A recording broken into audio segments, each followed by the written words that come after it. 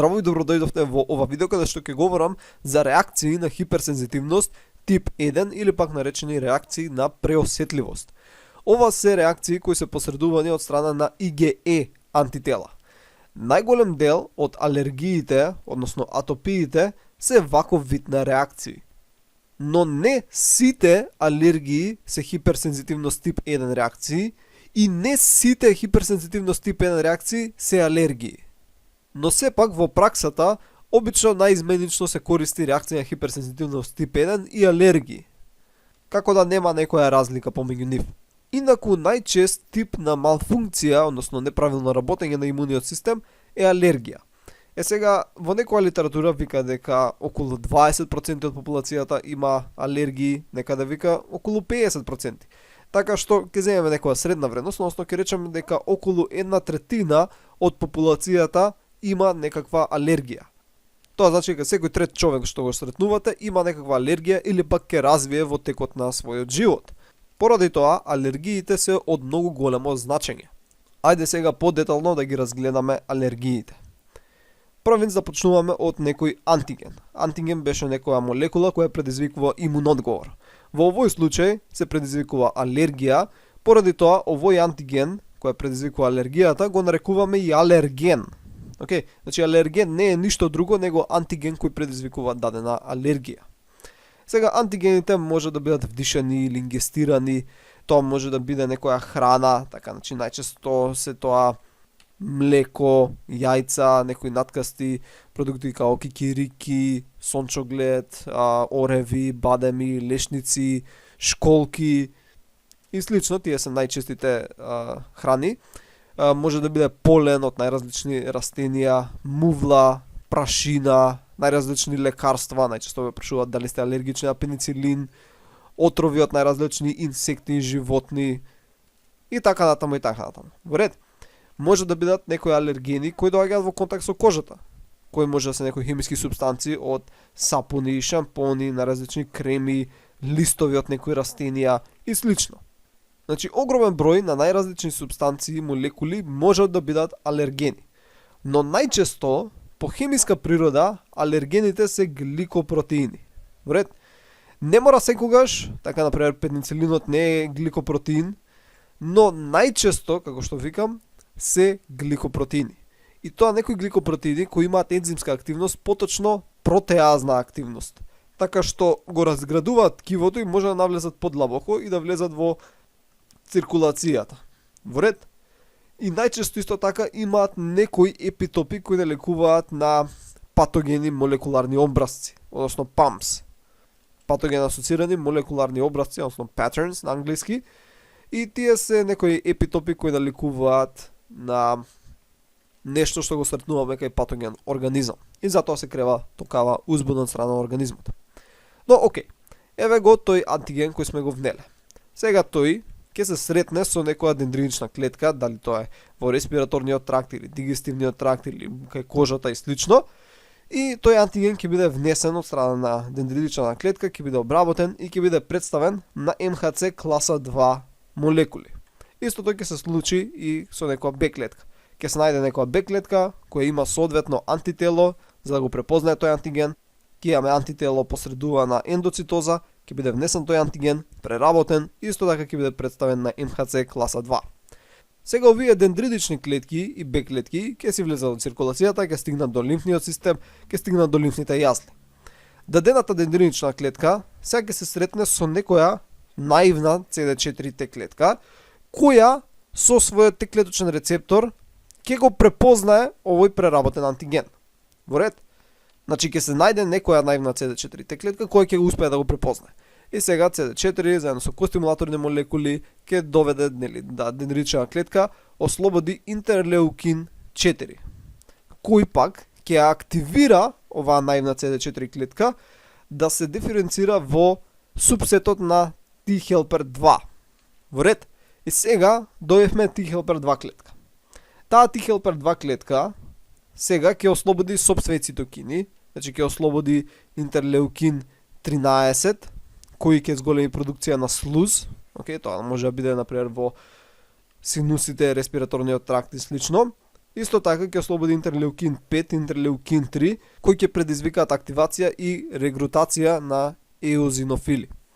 Но, оваа ТХ2 Т клетка сега исто така ќе најде на оваа Б клетка која го имаше сретнато истиот тој антиген и ќе го препознае. И сега всушност нашла Б клетка која има антитело за овој антиген. И повторно ќе ослободи интерлеукин 4, исто како што дендритичната клетка ослободи за да се добие таа Т клетка. И сега интерлеукинот 4 ќе натера оваа Б клетка да се активира, да се добие мемориска клетка и да се добие плазма клетка. Но, интерлеукинот 4 овозможува клас switching, така што наместо оваа плазма клетка да прави антитела IgM, она ќе почне да прави антитела IgE. Во ред?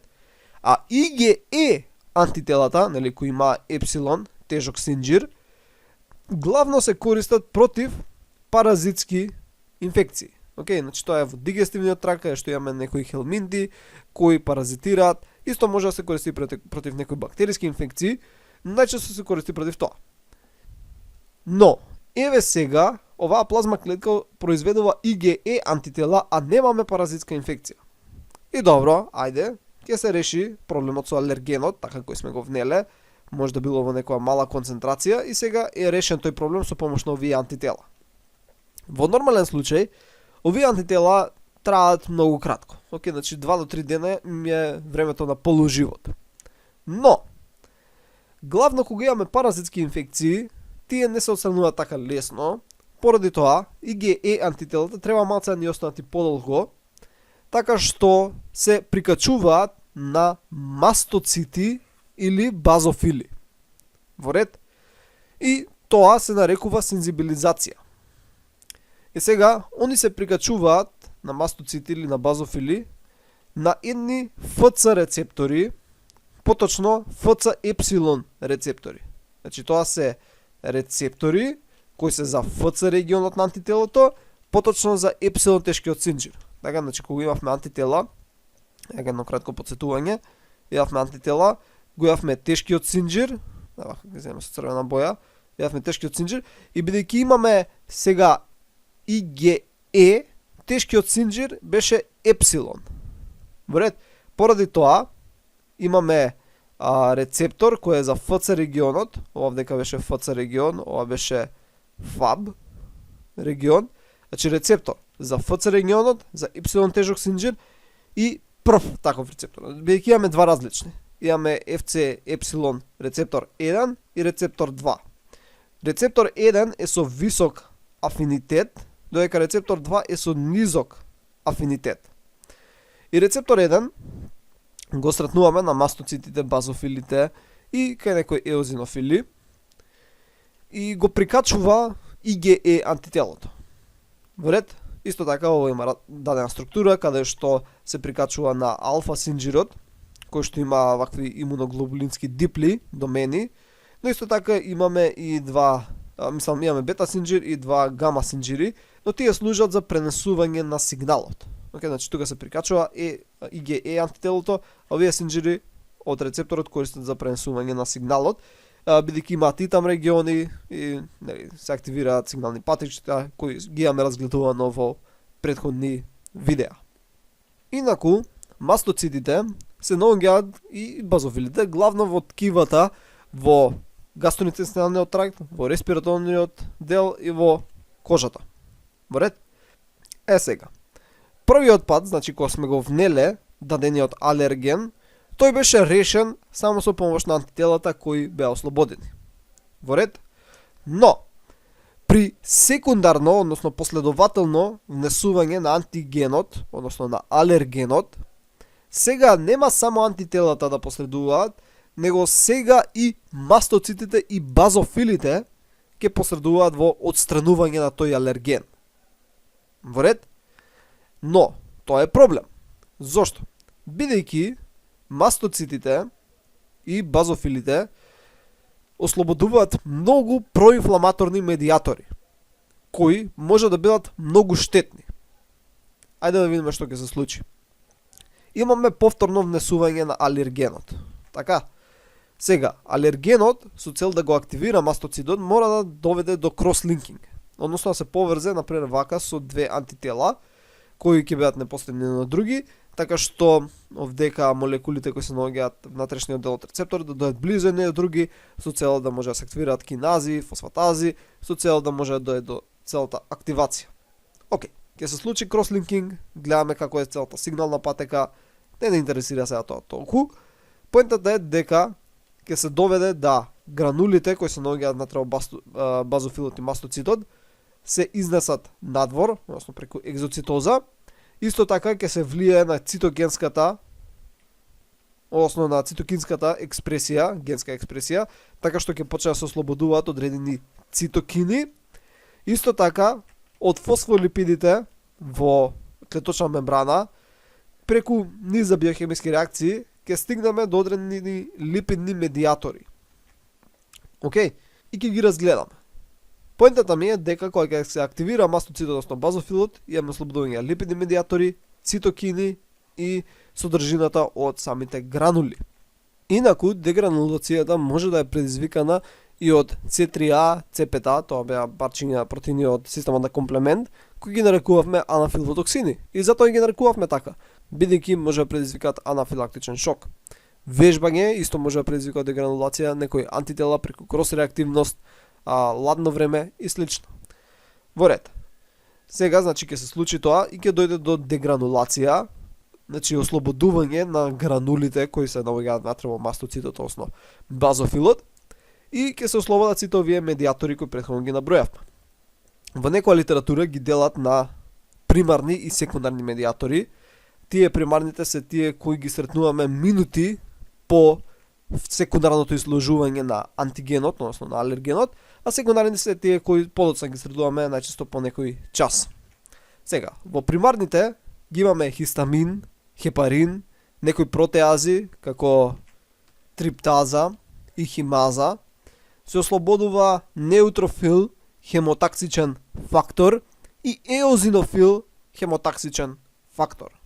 Во ред, додека при секундарни медиатори ги имаме плетлет, активирачки фактор, односно тромбоцитен активирачки фактор, леукотриени, простагландини, брадикинини и цитокинини. Во ред, како што видовме, леукотриените и простагландините доаѓаат фосфолипиди кои се конвертираат до арахидонска киселина, па се добиваат леукотриени и простагландини, а од цитокини се ослободуваат интерлеукин 4, интерлеукин 5, 8, 13, ТНФ-алфа, гранулоцити, монолоцити, клеточно стимулирачки фактор, интерлеукин 1, интерлеукин 6, CCL3 и CCL4. Сега, интерлеукин 4 видовме дека правеше TH2 субсет, исто така правеше class switching, така што се добиваше IgE, тоа претходно го видовме. Интерлеукин 5 заедно со интерлеукин 13 влијае на еозинофили, интерлеукин 13 исто така продуцираше секрет и така натаму и така натаму. Имаат многу комплексни интеракции овие цитокини со остатокот од ткивото. Но, првите минути од изложувањето на алергенот ќе бидат овие медиатори. И главно хистаминот се разгледува бидејќи тој е најпотентен. И хистаминот е молекула која се поврзува со 4 различни рецептори, значи имаме H1, H2, H3, H4 и ги посредува следниве физиолошки ефекти. Значи прави вазодилатација, ред, контракција на мазната мускулатура, што доведува до бронхоконстрикција, односно до гушење понатаму, зголемува васкуларна пермеабилност, односно течностите, флуидите кои се наоѓаат внатре во крвта ќе почнат да излегуваат надвор од крвните садови. Не дека ќе почнат да излегуваат крвните елементи толку, мислам ќе излегуваат имуни клетки, но главно ќе излегува плазмата, така што околното ткиво би отекло. Имаме зголемена продукција на слуз. Океј, тоа го видовме. Интересно е дека H2 рецепторот со негово поврзување сушто се јавува негативен фидбек, така што се продуцира помалце хистамин. И овие рецептори се наоѓаат во различни ткива, во различна концентрација. И окей, ќе се случат овие ефекти во првите неколку минути, така, но нема да бидат со некој многу голем интензитет. Мислам, може да бидат во некои случаи, ќе збориме за тоа, но најчесто ќе бидат со поблаг интензитет. Но секундарните медиатори, кои може да бидат исто така минути од првичното внесување, мислам од внесувањето на алергенот, може да бидат многу попотентни, односно цитокините, но и овие липидни медиатори, леукотриените и простагландините, кои може да бидат 1000 пати попотентни од хистаминот, и тоа се случува обично од 30 до 60 секунди по внесување на алергенот, но после некој час имаме многу поголема продукција на истите. Во ред?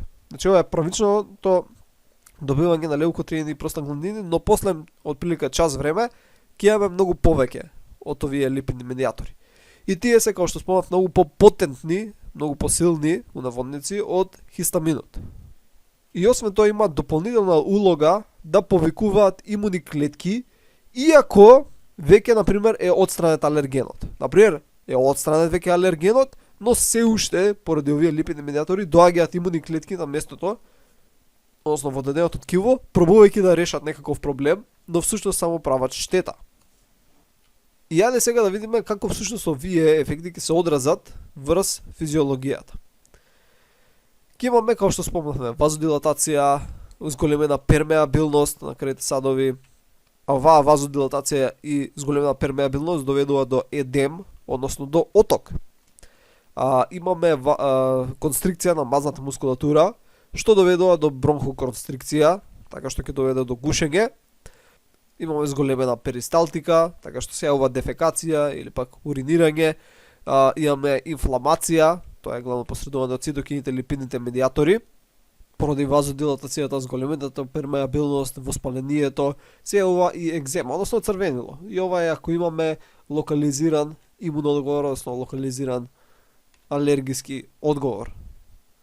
Може да се јави и уртикарија, што е еден вид како осип, и ова потекнува всушност од уртика диоика, што значи коприва, така, значи со коприва ќе добиете црвенило како осип, и тоа е всушност уртикарија. Можете да добиете пецкање при некои алергиски реакции, особено нели на усните. И имаме оштетување на ткивото поради протеазите, односно триптаза и химаза.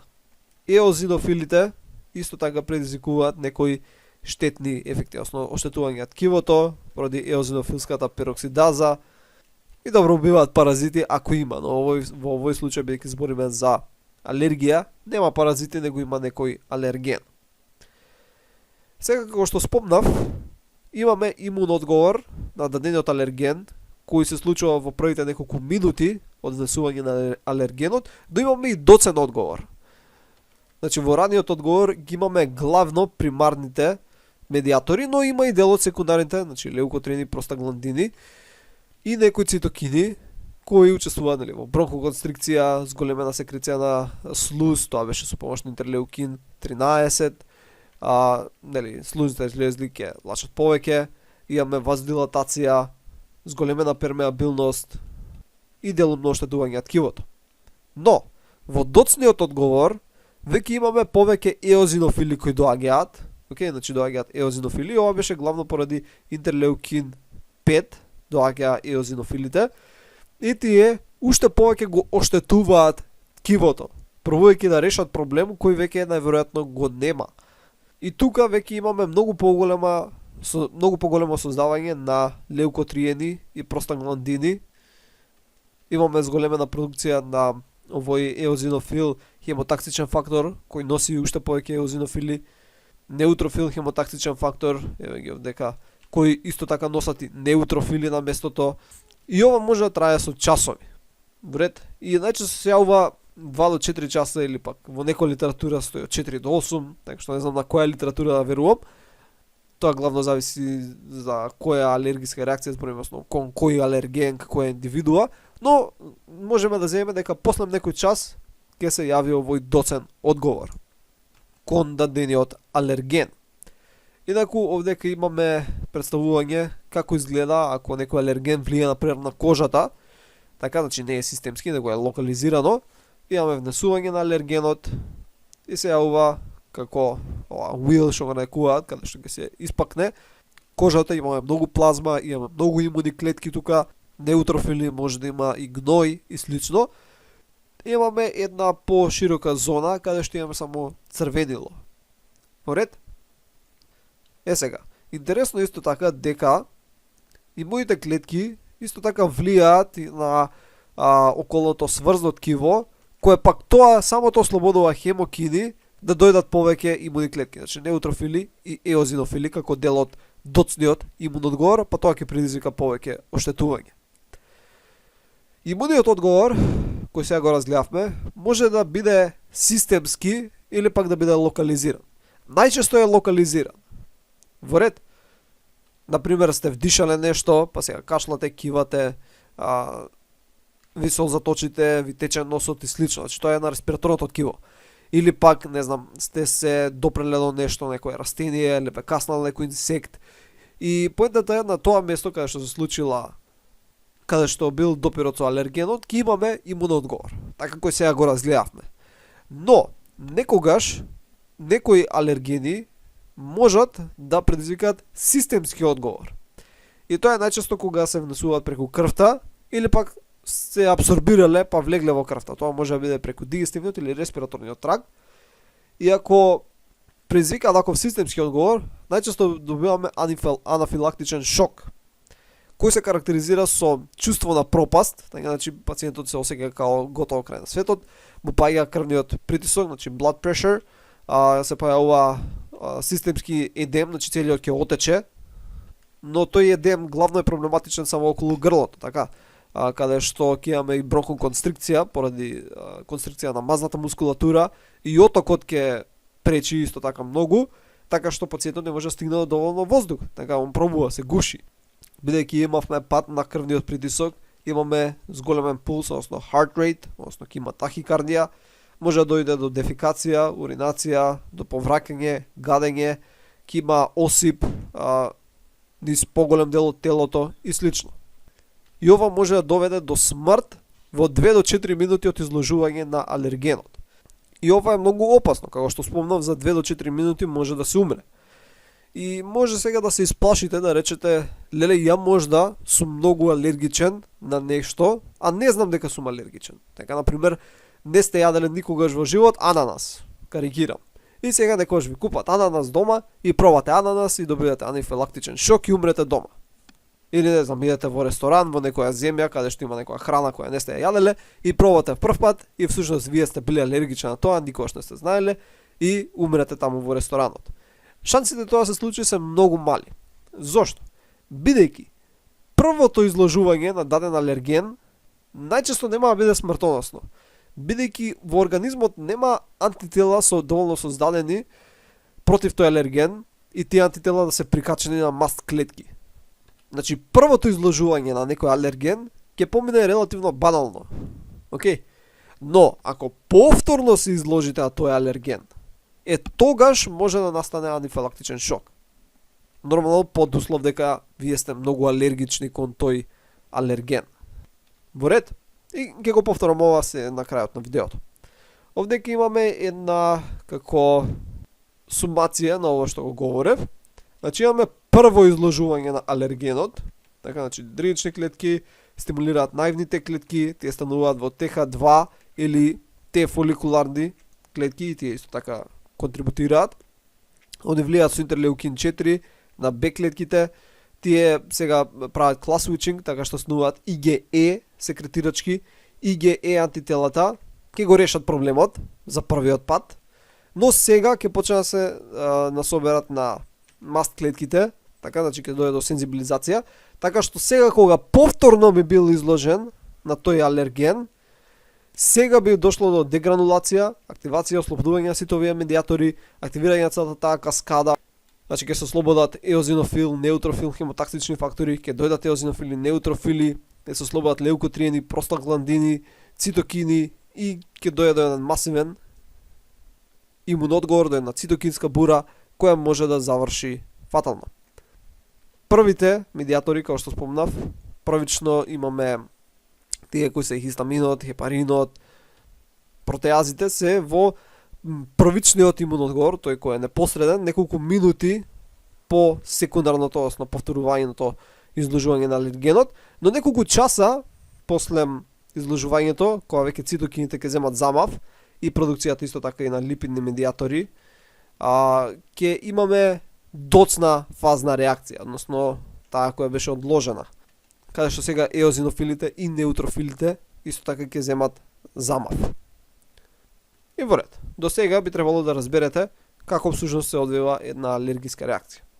Но, останува прашањето зошто? Или пак како?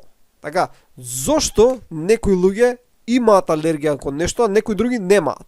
Или како ја развила алергијата? Бидејќи голем број од луѓето немаат цел живот алергија кон нешто, него некаде во текот на животот може да развијат алергија. Така, зошто тоа се случува? Како тоа се случува? И одговорот е дека не знаеме. Мислам, имаме многу добри теории и експериментални докази, но не знаеме со сигурност. Во ред, знаеме дека е поврзано со генетски предиспозиции, но исто така и со влијание на околината и рандом шанса. Односно, идентификувани се гени кои се многу повеќе присутни, односно активни, повеќе се транскрибираат кај индивидуи кои се алергични кон нешто. А тоа се гени кои служат за продукција на интерлеукин 4 или пак за продукција на интерлеукин 4 рецепторот, гени кои се поврзани со протеините кои учествуваа во активација на маст клетките, така значи тоа беше овдека доле, тука имаме различна каскада која доведува до активација маст клетките, и ако имаш повеќе од некои дадени протеини, може да се случи прекумерна активација. Имаме промена во некои гени за МХЦ класа 2 или за ХЛА, бидејќи збориме за човек, или пак протеини кои учествуваат во епигенетски модификации. Нема да влегувам во тоа, тоа е веќе епигенетика, но тоа е главно кажано како околината влијае врз експресијата на нашите гени. И сега ќе речете, добро да, ама што има врска ако има повеќе интерлеукин 4 врз тоа да развие алергија? Епа, ако се навратиме на почеток, ќе видиме дека дендритичнава клетка влијаеше со интерлеукин 4 кон наивната CD4 клетка. И поради тоа таа премина во ТH2. Во ред? Сега, не мора да влијае со интерлеукин 4. Може да влијае со некој друг интерлеукин и оваа да стане ТH1. Океј. Не мора да влијае со ТH интерлеукин 4. Или пак ако влијае да биде во многу помал случај. И ајде тоа што се случи, ТH2 клеткава исто така пак влијае со интерлеукин 4. А не мора тоа да го прави. Не мора пак да влијае со интерлеукин 4. Бидејќи со интерлеукин 4 кога влијае, се добива IgE антитело. Океј, да влијаеше со друг интерлеукин, може да ќе добивме IgG или пак ќе останеше на IgM, кој немаше да предизвика алергиска реакција, а повторно ќе се отстранеше алергенот. Значи интерлеукинот 4 е многу битен. Тој да, потребен е кога имаме паразитски инфекции, но не треба да се злоупотребува така да се секретира интерлеукин 4 толку многу кога имаме некој антиген кој не е од паразит. Но имуниот систем мисли, аха, ова е некој паразитски антиген. Не, тоа е нешто си рандом од околината, некој полено протеин од некој полен, и имуниот систем мисли тоа е некој паразит и прави интерлеукин 4 и прави IgE антитела кои не се потребни за тој проблем. Исто така имавме нели предиспозиција ако има некои мутации во МХЦ класа 2 гените. Зошто сега ќе речете МХЦ класа 2 или ХЛА? Што има врска? Епа, некои луѓе кога го представуваат антигенот, така овдека антигенот, односно алергенот на МХЦ класа 2, го представуваат на таков начин да некоја клетка ќе го препознае, така кај алергични луѓе. Може некој кој не е алергичен, МХЦ класа 2 на молекулите му се такви, така што алергенот кој ќе се представи ќе биде некако вака наместен. И никоја клетка нема да го познае. Никоја клетка нема да го познае ова. Ако никоја клетка не го познае, нема шанси да се предизвика имун одговор кон тоа. Едноставно некои макрофаги ќе си го соберат само и ќе се отстрани алергенот, но нема да се активира специфичниот имунитет. Нема да се активираат лимфоцитите. Океј, значи има некои предиспозиции за развивање на алергиски реакции кај некои луѓе кои имаат одреден вид на МХЦ класа 2 молекули. И ова го имам зборено кога говорев за МХЦ класа 2 или за МХЦ молекулите, бидејќи има едни енкер места каде што се прикачува алергенот, така значи алергенот каде што се прикачува, и ако се соодветни, ќе може да се прикачи например алергенот полен, така што да биде презентиран на CD4 клетки и таа да го познае. Вред? Значи тоа е од генетскиот дел. Сега многу влијае и околината и рандом шансата. Да речеме дека си внесол, не знам, ова е кикирика. Така? Значи ова е кикирики и добро, нормално кога си поминуваат низ дебелото црево, низ коленот, ќе си поминуваат, ќе бидат разградени и сега ќе си биде супер. Но имаме случај каде што во дебелото црево, например, имате некој стомачен вирус или некоја вирусна инфекција или некоја бактериска инфекција. Може да немате некои значајни симптоми, но се случува. Така, во дебелото црево или во тенкото црево. Не е битно. Тоа значи дека во околината, да земам, не знам, со бела боја, тука во околината има имуни клетки, така во синото, и има бактерии или вируси. Значи има некое воспаление тука. Значи тука има некое воспаление поради некоја си рандом инфекција. Тоа значи дека во овој дел имаме многу повеќе имуни клетки, многу поголема пермеабилност на крвните садови. И сега си поминувам кикириката, и она не е разградена до крај, значи има тука различни протеински фрагменти, овие портокаловите. И некој од тие протеински фрагменти заврши директно во крвта. Така, значи не разграден до аминокиселини или до дипептиди, него поголем протеински фрагмент. И тој сега заврши во крвта. А тука веќе има воспаление. Цитокини летаат на сите страни, има имуни клетки најразлични и некоја може да се случи да го прикачи, да го познае и подоцна да се развие алергија. Океј? Сличното може да се случи и кај кожата. Така, значи например сте исечени некаде, така значи сте исечени, имате тука инфекција, некоја си мала, нема бактерии, има вируси, имуниот систем се бори, не мора да значи дека треба антибиотик, некој едноставно стигнале надвор, се паднале, сте се исекле и сега на тоа место дојдете во контакт, не знам, со полен. Така, карикирам сега. И сега поленот заврши во раната и добро, ништо нема сега да ви биде. Но после некое време можете да станете алергичен на полен. Или пак слично во респираторниот тракт. Не знам, кашлате, така настинати сте, кашлате, имате некоја инфекција на белите дробови, окей, голема работа. Но во тој случај, не знам, сте вдишале прашина и сега станете алергичен на прашина. Значи, ова е една теорија која објаснува, например, како стануваме алергични, односно имаме некакво воспаление некаде, значи има имуни клетки, има цитокини, има се, и во тој момент налетаме на некој алерген, баш во тој предел каде што има воспаление, и тоа може да доведе понатаму до алергија. Океј? Ова е една предпоставка. Не мора да значи дека е 100% вистина. Исто така имаме многу наводи дека многу влијае загадувањето на воздухот кон развивањето на алергии, например поврзани кои што се со полен, со прашина и слично, и многу влијае возраст. Односно, најголем дел од алергиите кои ги имаме во животот ги развиваме кога сме многу млади. Океј? Многу поретко се случува некој да стане алергичен на нешто во подоцнешни години. Тој може да бил алергичен, а не знаел, како што правив примерот, например, идете во некој ресторан некаде во странство каде што сте јадете некоја храна која никогаш не сте сретнале. Вие може да уште од дете сте биле алергични на тоа, ама никогаш не сте знаеле. Така што кога сте повозрасен, многу ретко се развиваат алергии. Ако го поминете период некаде околу 20-тите години и 30-тите, подоцна веќе на кај 40 години скоро нема шанси да развиете алергија. Мислам, може, ама многу се мали шансите. Океј? И тоа е најверојатно со тоа колку имаме веќе впоставен имун систем.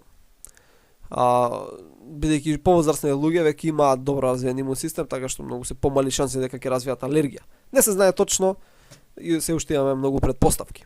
Има една теорија која се нарекува хигиенската хипотеза, а таа е поврзана со следните наводи, односно забележуваме дека во последниве години, така последниве 20-30 години, имаме се повеќе и повеќе алергии. Се повеќе и повеќе деца и возрастни стануваат алергични на различни работи.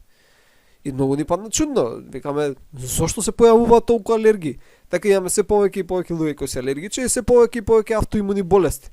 Така, значи, скоро секој втор човек што ќе осретнете и ви каже или не знае дека има некоја автоимуна болест. Карикирам, сигурно не е секој втор, ама да речеме секој четврти, пети има некоја автоимуна болест. И забележувате дека во денешно општество се има повеќе алергии и автоимуни болести, а не знаеме зошто. И затоа има претпоставки. И една хигиенската хипотеза која укажува на тоа дека тие деца кои се растени, например на село, имаат многу помалку алергии и автоимуни болести, зошто бидејќи биле изложени на многу повеќе патогени. Значи биле желево многу по у наводници нестерилна средина, така, значи многу прљаштина секаде, патогени организми близу до животни живеат, така, че живеат до крави, кози, има тука кокошки и слично, и се изложија многу патогени организми. Цело време се играат надвор во кал, во помеѓу дрвата и слично, додека тие кои живеат во град, живеат во многу почиста средина. И поради тоа, имуниот систем кај тие кои живеат на село има развиено многу повеќе Т регулаторни клетки кои не овозможуваат развивање на автоимуни алергии, односно спречуваат. Има многу подобар баланс на ТХ1 и ТХ2 субпопулации од Т-хелпер клетките. Исто така НК клетките ги има во поголем број, а тие ослободуваат интерферон гама кој намалува број на ТХ2 клетки и поради тоа има помалку алергии. Но ова повторно се претпоставки. Не е ова вака со сигурност ова што ви го кажувам. Нема ако точни студии направени кои потврдуваат да 100% ова е случајот.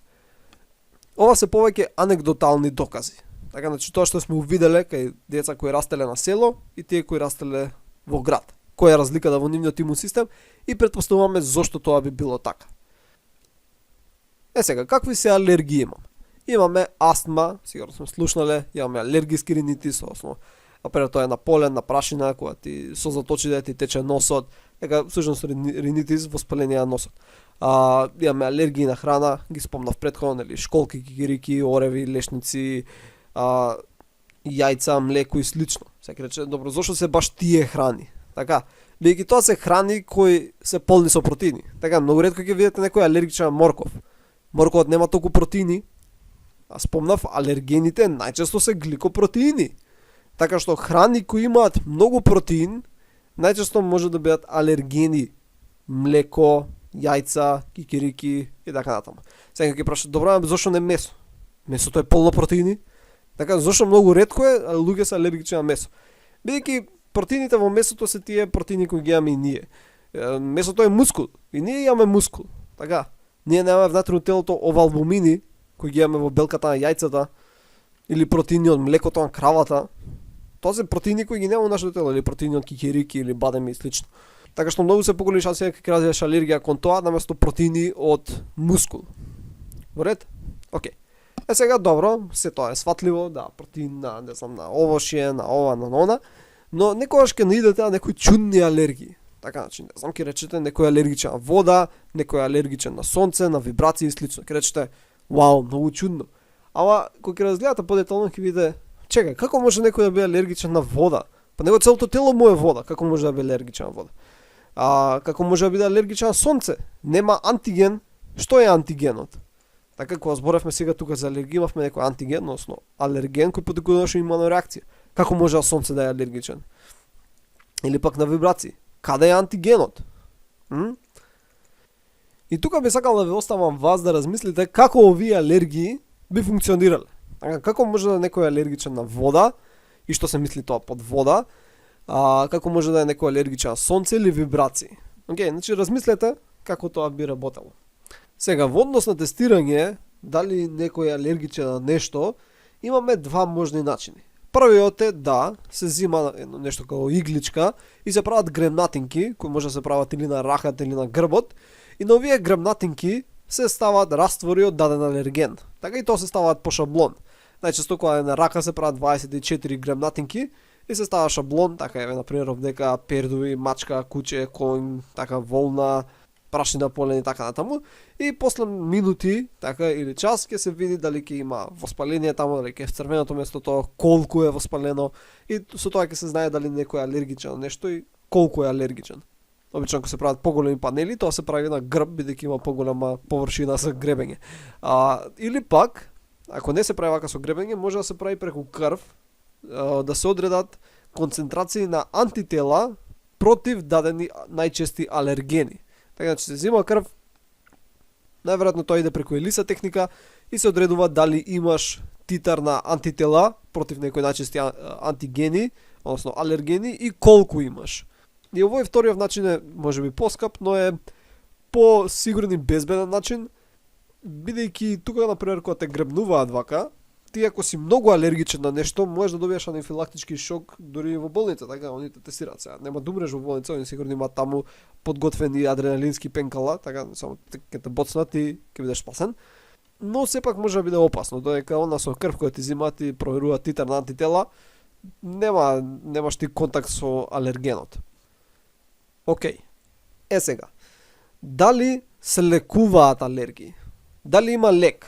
Така нешто што да го внесеш и готово, веќе не си алергичен никогаш на тоа. И одговорот е дека нема. Нема лек. Но алергиите можат у наводници сами по себе да поминат, у смисол да речеме дека сте алергичен на кикирики. И сте јадале кикирики ко мала, и сте имале реакција, добро, поминало, ви дале антихистамини, сте преживеале. Во ред. Сега, не внесете кикирики 30-40 години. Така, значи сте јадале кикирики кога сте имале 10 години и сега имате 50 или 60 години и толку време поминало без да јадете кикирики. Има шанса да ви поминала алергија. Зошто? Бидејќи те клетките кои реагирале кон тој протеинот кикирики, најверојатно веќе ги нема. Антителата кои биле создадени IgE веќе ги нема. Тие не траат цел живот, дури и мемориските клетки не траат цел живот. Така што има шанса да у наводници поминала алергијата или пак да се подобрила во многу значајна мера. Но краткотрајно гледано нема лек. Но има третман. Има еден третман кој е хипосензибилизација, кој е многу интересен и не сме баш сигурни зошто воопшто функционира. Едноставно тоа е изложување на алергенот намерно во се зголемувачки дози. Така, значи почнуваш од многу малце и цело време зголемуваш дозата. Например, јадеш по, не знам, едно зрно кикирика, едно многу малечко, како парче сол, и утре јадеш 2 малечки такви, па заутре 3, 4, така натаму и така натаму. И интересно е дека овој вид на терапија помага, а не сме сигурни зошто помага. Сметаме дека се создаваат повеќе Т регулаторни клетки, се зголемува толеранцијата кон тој антиген, имаме зголема продукција интерферон гама, кој намалува TH2, бидејќи имаме повеќе НК клетки. Исто така, наместо веќе да се прават IgE антитела, почнуваат да се прават IgG, бидејќи цело време си надлежен на антигенот. Можда веќе не се толку реактивни мастклетките и базофилите и слично. Не сме 100% сигурни зошто функционира, али се користи хипосензибилизација. Може да се даваат антитела, значи тоа се антитела кои ќе го врзат антигенот, или пак антитела кои ќе ги врзат IgE антителата, или антитела кои ќе се врзат за ФЦ рецепторите на маст клетките, така што IgE антителата не се врзат. Значи постојат антителски терапии. Но главно се користат антихистамини, кортикостероиди и адреналин. И ова се користи како одговор на веќе алергиска реакција. Така, значи, пример, стизеле кикирика и почна да се случува алергиска реакција. Идете и одма ви даваат антихистамини, кортикостероиди или адреналин. Антихистамините и кортикостероидите намалуваат воспаление, адреналинот врши вазоконстрикција, така што има толку оток и вазоконстрикција, односно нема да дојде до бронхоконстрикција. Веќе тоа е битното, тоа се умира од тоа што нема воздух, не од нешто друго. Во ред. Тоа беше се за ова видео, се надам дека научивте нешто ново, имаше голем број информации кои ги поминавме, може би беше конфузно на моменти, но се надам дека ме разбравте барем за најголем дел од работите. Ќе се видиме во следното видео. Довидување.